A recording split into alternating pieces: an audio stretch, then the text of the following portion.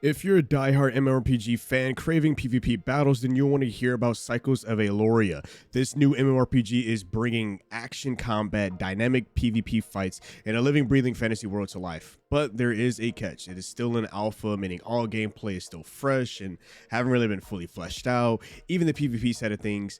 Therefore, today we'll break down the gameplay, what makes it stand out, whether or not it's worth your time or money to support its development. Let's dive into the world of Aylorea. What's up, Chaotic fam? It's your host, KSDTV, and as well as Happy New Year's. I hope everyone had a good New Year's and hope y'all are ready to rock out this year with the new game releases and as well as reviews, because we're going heavy this year. We got a lot of plans for the channel. But if you are new here, then this is your chill spot for all things RPGs news, reviews, and guides. This is just a overall gameplay preview of Cycles of Aylorea's alpha, and I just want to talk about like its current state in alpha and what is their future plans for upon its initial release. So Cycles of Aylorea is an Unreal Engine 5 realistic MMORPG that focuses on PvP. Once full release is here, the devs is asking for a price tag of $45. Yes, it is pretty steep. It is kind of very similar to New World on release, but cheaper, because if I'm not mistaken, New World's retail price is at $60 hot dollars. And also, yes, you heard me right. PvP is the main focus, and I know for most players who wants a cozy MMO to play and mindlessly play at that, this may not be for you. But for players who want to always have PvP going on in their MMOs, this may be overall the biggest selling point for you. But I also want to talk a little bit about the indie developmental team that's kind of behind the scenes for all this. They're a team of only 9 people. These team had a quite different vision for their game. Now, some of you who, a little bit of my MMO space may know who they are. They were formerly known as Surfworks Studios, who was developing Feudal Lands that was on Kickstarter. But as the vision continued going forward and moving around, I feel like they felt like that game or the idea just did not meet the vision that they had going forward. So they ended up leaving that and decided to create Cycles of Aylorea in its stead. Now, some of you may ask and be like, why have I not heard of this game? And that's overall because the team is focusing on a word of mouth solution. And by doing that, this is their way of trying to advertise and make it a more raw and authentic for high quality MMO to advertise only by voice. It is an interesting strategy. We'll have to definitely see how that goes. For some of you who are already watching this video, this may be your first time hearing of it. So overall, you're going to be seeing gameplay on screen. I kind of want to talk about the gameplay. Starting out is the character creator. Now, I do not have gameplay of the character creator because I forgot to hit record, but I will say this though, it is very simple, not really detailed. I know a lot of people really enjoy spending hours on character creator, and it just has your basic sliders with presets for specifics on your character, but it's not super detailed that you'll see in most MMOs or sometimes most RPGs at that. Therefore, from there, we landed our game waking up on a beach with no memories of anything. Now, this is how we learn the game as our character learns the world, and which gives me a very Albion Online vibe completely off rip. So let's talk about the gameplay. But before we do, I must mention this MMO is a PvP first experience that is heavily reflected in the combat, as I will discuss that a bit later. But the tutorial is very lackluster, and keep in mind, with it being an alpha build, I would definitely say the game can do better at explaining things instead of just kind of giving me text prompts. But for some people, this can turn them off because I'm bored just in the first 5 minutes of actual gameplay. As the game pushes on for the tutorial, we learn that there are 2 forms of experience trees. One side focuses on proficiency in your overall character development, and the right side focuses on your inherent skills in the world. And there is also at the top of that a slider that allows you to control how much XP goes into the given routes you choose from. But for example, I wanted to get a campsite going. So I decided to choose to slide the XP slider to 75% towards my survivalist profession, while leaving 25% of XP going into my engineering research. So no matter what I do in game, that allows me to play the game freely as much as I can to gain experience points so that I can unlock more steps into whatever profession that I am choosing. And there is great exploration to be done in that system alone. You can choose what type of build you want to start with right up front, what professions you want to go with, and that, honestly, I feel like a lot more MMOs should kind of take a little bit of that idea, because it's a very interesting idea. I like new things, not something rinse and repeat, and I give my kudos to the dev team for definitely doing something different. Now, let me know in the comment section below if y'all played any RPG or MMO that has something similar of a mechanic or anything of that. Now, there may be some I may not be remembering, but just let me know in the comment section. But going along with these skill trees, our very own campsite has a skill tree, right? You can upgrade your skills to allow you to effectively craft better stuff, but this does tie into the intricate leveling system in this game, which is also another favorite of mine, right? So the leveling system has overall 3 different factors to it. You have the Paragon system, and you have your soul level. And from the little bit of the synopsis that I was looking at as I was playing, your soul level is your character's overall level in game, while the Paragon system has 2 separate leveling trees to them, focusing on different aspects of your characters. Now, that Paragon system goes back into what I just said before when it comes to that XP slider that allows you to push how much XP you want towards which profession you are looking at. So that is honestly really cool, and I will hope other games take similar things from that, or like just imply of a better leveling system, making it fun and interesting. Anything you do in game goes into your Paragon leveling just by gaining XP, whether you're killing mobs, gathering materials. Any XP you gain, you can basically scale the slider to make sure you want to level up which tree you want to level up as much. There is an indicator at the bottom left hand corner that shows you on both sides of the orb of what skills that you are leveling up first and how much XP is going to them. Like I said, this system is rather interesting, to say the least, because it intrigues me, and I love the way it created, and can't wait to see the overall full aspect of it during its official release. Because like I said, this is just alpha. There's everything of right now is still in the works, can be fixed. Everything is in Unreal Engine 5, so a lot of it is a work in progress. But this right here will be the overall main forefront of the stuff you would need to understand and navigate through, as the devs spent quite some time making sure that crafting, base building all have some form of meaningful progression in game. Now, I do love how everything is directly impacting the way your characters learn their way around the world. Hence, you overall get the story just by playing the game. So it's not your textbook definition of an MMO where, you get cutscenes out the wazoo, XYZ, mainly because they do not have the budget to do something as crazy as that. This is an indie team making an MMO, essentially. So their best way of giving you lore is just by having the player find said lore throughout the game, which is another interesting route that they have taken for this game, and I actually can't wait to continue playing, and I will be keeping a close eye on development of this game, playing from here or there just to see any more stuff that I can work through. Now, when it comes to overall crafting, there's an actual % of chance of the item will be created or not. Now, this is probably one of my most hated things in this alpha, and I'm gonna explain a little bit. I'm not the biggest fan of percentile chance of crafting, because early game, everything I could craft has a 70 or so % chance to be crafted. There has been way too many times, and I promise you, way too many times, I went to go craft something simple and it failed, hence losing materials in the process. It is a pet peeve that I am being punished for crafting.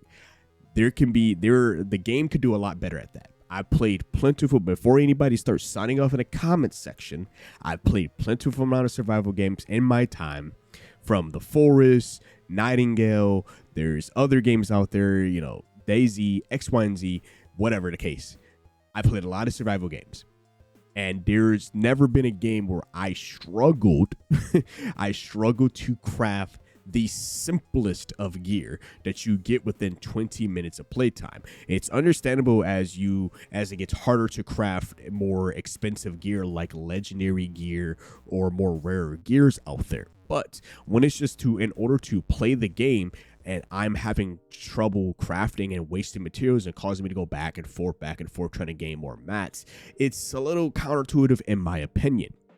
If it can get improved during the alpha phase by the time of full release, I would say just be a little bit more lenient on the simple crafts. I understand that we're focusing on let the players figure out everything on their own, but you gotta be a little bit lenient because I powered through it and I understand where they were coming from, but it's just like, god damn, I shouldn't have to struggle trying to create a stone greatsword, which by the way, at the time of me playing this, I didn't even get a chance to craft one. I just went with the daggers and the an assassin route, because it wouldn't let me craft the greatsword, or I was struggling to craft basic pants. It took me at least 3 or 4 tries just to craft the first basic pants you get. I don't know where the game just hated me. My luck is ass, but there's no way I kept rolling 30% where it doesn't craft. There's no way. There's no way. Somebody told me it ain't so. Now let's talk about the main man of the hour. The whole purpose of this game is the combat PvP side of things. Now, in this experience of me playing the alpha, there was no really much players in my particular server that I was playing. I saw like one other person. They weren't there. I saw their campsite. So overall, I didn't really get a chance to enjoy the PvP, and I mainly stayed with the PvE aspect. But let's talk a little bit about what you can expect if you did play this game. There are 5 class types in the game. A knight, which I'll presume would be like our heavy melee DPS. Guardians as our tanks. Assassins being more of the rogue type of role. There are blade dancers and spear guards. Now, each of these roles has a massive tree for each of them, and I definitely will give the team props for thoroughly making sure each role will have plenty amounts of structure to allow you to be able to craft different builds with each stance. But with the 5 class types, you can also use 2 of the classes, or as the game refers to them as stances. Therefore, you can only use 2 stances at a time based on what your weapon of choice is. Now, combat is also okay. It can definitely be better. And I say that this because this MMO is not your usual tab targeting MMO. I am quite a fan of them as well. I enjoy tab targeting, but I also enjoy my action-based MMOs, and this game is an action-based. It's definitely rough around the edges. It's a little janky. It's not fully fleshed out as more of the popular action-based MMOs because, like I said again, they are taking inspiration from Black Desert Online and like New World. But when I think of action-based, there's like Terra, New World, Black Desert Online, there's Guild Wars, Guild Wars 2, and all that good stuff. So there's a lot of those games where they have more polished, but they will be continue trying to polish their combat and PvP to make sure it's as good as it can be, because that's what they started on first. And one of the ways that they're focusing on is combos as a way to make the fighting a lot more lively. But what I do not like is the simple fact that regular bears and boars are difficult to fight. Therefore, they have like really high health. I do no damage, and their damage outscales mine. Now, once again, going back to this game is not your hardcore game. Sure, it is realistic, but I feel like players who are new to these type of games should not be struggling with the basics of enemies. These enemies in any other MMO are fodder. They're just your usual like, oh, go kill 10 wolves to, level up. It's your usual kill quest, right? Your usual kill 5 of this, whatever. I should not be struggling having an all-out war with crabs, boars, and bears. These things has so much health. I think the bear and the boars were reaching closer to 2,000 health, and my weapons were doing no damage. Keep in mind, at this point in the early game, you still have the simple stuff. So I feel like pacing can be just a little bit better, because trust me, I do understand the design. I need to learn the game as it goes, but we should just have a better idea of the pacing. And most other MMOs, these are your level 1 slimes. But in this game, it's more like your level 1 going up against level 10 enemies, if that makes sense. If the pacing can be a bit fixed or worked on, I feel like it'll be much better for newer players to the genre. I feel like every genre should have some form of a way, every game should have some form of a way of helping new players to their genre to be able to enjoy it and not go through these problems. Once again, yes, it is an alpha. So hopefully, if the devs are listening to this, this is my little feedback that I have towards the MMO, because I do want it to prosper. I do want it to do great things. During my time playing, though, at this point, it seems like the basic tutorial was over. There's not too much left to do other than just explore the world, upgrade yourself, and the game kind of just throws you into the wolves with little to any direction or idea of what to do next. This is where the devs feel player discovery comes into play, as they'll want you to figure out stuff as you play.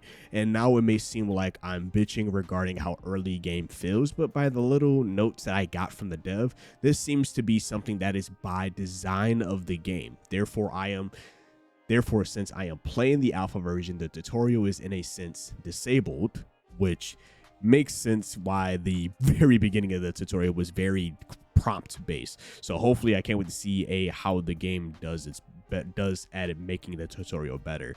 Like New World, their first tutorial and like first starting levels were revamped to make it better, and a lot of other MMOs have just a better tutorial. So hopefully, as time goes on, as funding continues to happen, this game gets a much better tutorial of introducing players to the world of Aylorea and just to the way of how this high fidelity survival MMORPG is supposed to work. And it seems like they are crafting something for players as time goes on. Overall, this style of game gives me old school RuneScape vibes with the pacing of the game, but the devs say the game is based on BDO and New World for a combat and gameplay that is quite focusing on a more action-based combat. And the time of me playing the game, though, I can definitely see the vision of the game has, and I am playing an alpha version of this game, so I could not fully enjoy the PvP side of things, which I wish I could have. There is no one in Oin when I was playing, essentially. And I was overall too busy having 1v1s with the wildlife in the game. I will be keeping a close eye on the game development, as they have quite an extensive roadmap focusing on siege battles, a better tutorial, larger servers, trying to go for 10,000 players and more. There's going to be city building, there's going to be mounts for transportation, and there's even going to be an expansion that focuses a little bit more on the PvE side of things, where you're not feeling any sweaty plays during PvP.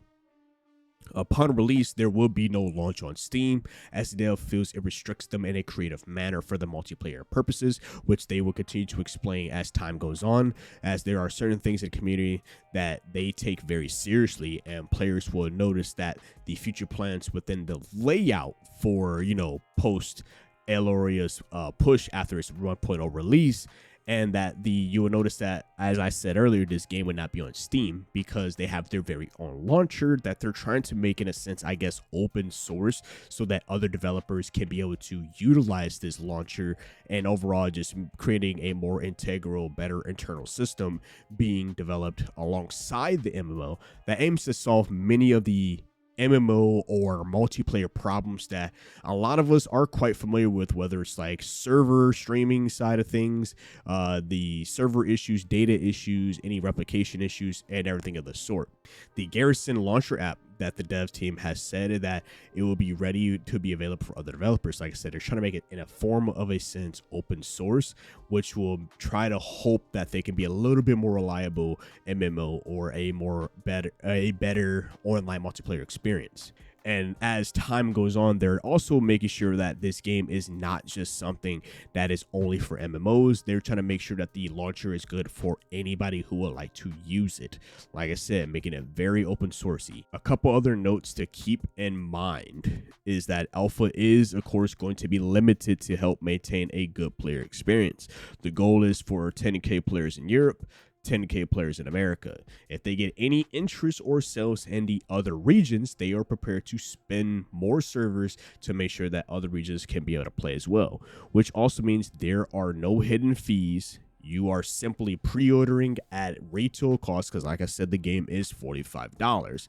Now, of course, in the very beginning, it does not seem like this game is worth $45, but I understand the vision. So it's going to be a hard bargain to really get a lot of people to drop almost $50 on a alpha. That is sometimes the issues when it comes to like Kickstarters.